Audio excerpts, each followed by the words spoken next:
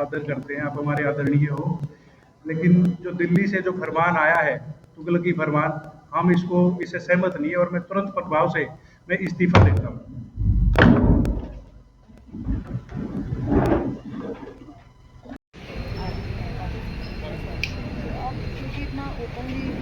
देखिए वो आप अगर देखेंगे कोई नज़र नहीं आ रहा है। जैसा कि आपने नाम लिया मनोज लुबाना जी या और बाकी दूसरे सीनियर साथी यहाँ नज़र नहीं आ रहे हैं।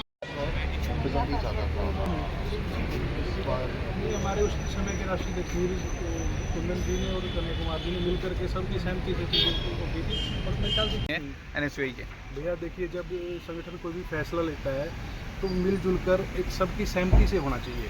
उसमें एक अध्यक्ष होने के नाते, प्रदेश अध्यक्ष होने के नाते हमारी उस तरीके से सहमति उसमें नहीं बन पाई या हमारी सहमति नहीं दी गई, तो उस बात का उससे हम निराश हैं और उस बात का ही एक विरोध है। अच्छा, स्टेट हेड आप हैं, पिछली बार भी जितिन को आपने जिताया था, अगर आपसे ही सहमति नहीं ली गई तो किससे सहमति ली गई फिर? देखिए ये बात हम आला कमान तक पहुँचाएंगे, हमारे राष्ट्रीय प्रभारी कन्या कुमार जी तक हम इस बात को पहुँचाएंगे, उनसे बात भी हो रही है और देखेंगे वो तो क्या करे। राष्ट्रीय अध्यक्ष जी हमारे वरुण जी बने गए, पिछली बार नीरज भाई थे, राष्ट्रीय प्रभारी हमारे कन्हैया कुमार जी थे, सब ने मिलजुल कर एक फैसला लिया था और उस पर हमने सिरे चढ़ाया था, कामयाब किया था उस फैसले को।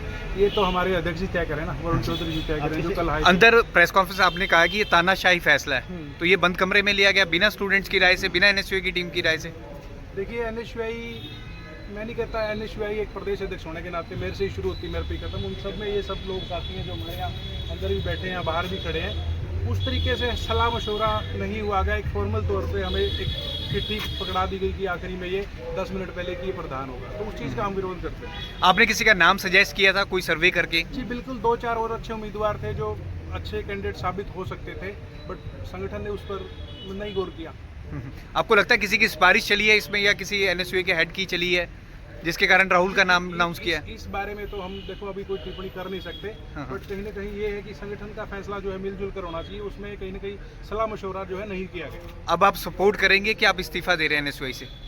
तय करेंगे। अगर फैसला वापस ले आया जाता है तो आप एनएसयूआई से जुड़े रहेंगे, अदरवाइज नहीं? जी हमारे राष्ट्रीय प्रभारी कन्हैया कुमार जी से बात हुई है, उनसे बात करके हम अपनी बात रखेंगे, जो उनके साथ बातचीत होगी उसके बाद ही हम कोई फैसला ले पाएंगे। उन्होंने आपकी बात को सीरियसली लिया? उन्होंने कहा है कि मेरी बात हुई है, वही हमारे पिछले इलेक्शन में भी उन्होंने नज़दीक से चुनाव को देखा था, हमारी बातों को समझा था और जो चीज़ें जो सिस्टम हमने उनके सामने रखा था उस पर उन्होंने पुल चढ़ाने का काम किया था, उसके बाद ही हम चुनाव जीत करके आए थे। अगर राहुल प्रेसिडेंट कैंडिडेट खड़ता है तो मुश्किल है, नहीं जीतेंगे एनएसयूआई का, क्योंकि अगर कैडर ही नहीं खड़ा उनके साथ तो मुश्किल है, क्योंकि पिछली बार जतिन के साथ आप साफ खड़े थे। देखिए मैं ये कहता हूँ 2 से 3 उम्मीदवार और अच्छे उम्मीदवार हो सकते थे, जिनको नीचे भी बोल रहे हैं कि भाई कहीं किसी को वाइस प्रेसिडेंट जनशक्ति लड़ा जा रहा है, वो भी उनसे प्रधान के पद पर उनसे अच्छे उम्मीदवार साबित हो सकते थे, क्योंकि देखिए कहीं ना कहीं इनको 6-8 महीने एनएसयूआई में आए हुए हैं। इससे पहले राहुल कोई और पार्टी में से थे? वो एबीपी में थे जी। राहुल एबीपी में थे। अच्छा सिकंदर, आप स्टेट हेड भी एनएसयूआई के और एनएसयूआई को काफ़ी डीपली देख भी रहे हैं, एनएसयूआई की पंजाब यूनिवर्सिटी में काफ़ी पकड़ भी रही है, इस बार आपको लगता है अगर ऐसा ही रहा तो एनएसयूआई फिर कभी जीत पाएगी?